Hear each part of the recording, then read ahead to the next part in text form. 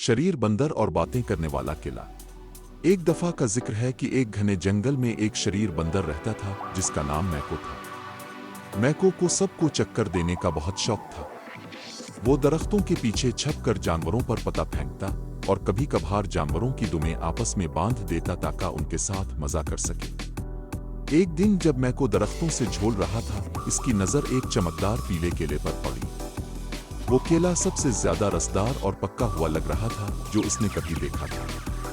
मैको ने सोचा, ये केला मेरे लंच के लिए बेहतरीन होगा, और फौरन नीचे आकर इसे तोड़ लिया।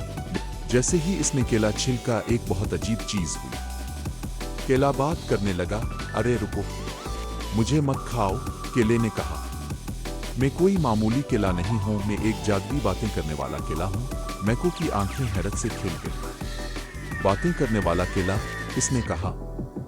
तुम मजाक कर रहे हो? नहीं, मैं सच कह रहा हूं, केले ने जवाब दिया। अगर तुम मुझे जाने दो तो मैं तुम्हारी एक ख्वाहिश पूरी करूंगा, लेकिन अगर तुम मुझे खा लोगे तो तुम्हारी जिंदगी भर तुम्हें बदकिस्मती का सामना होगा। मैको ने कुछ देर सोचा और सर पर हाथ मारा।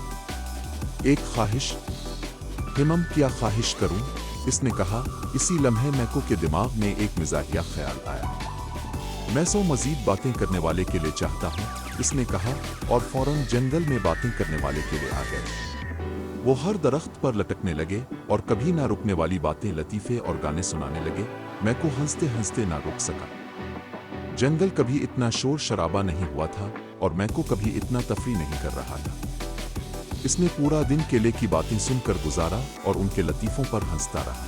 और इस दिन के बाद मैको ने एक बात सीखी, कभी भी बातें करने वाले केले की ताकत को नजरअंदाज ना करो।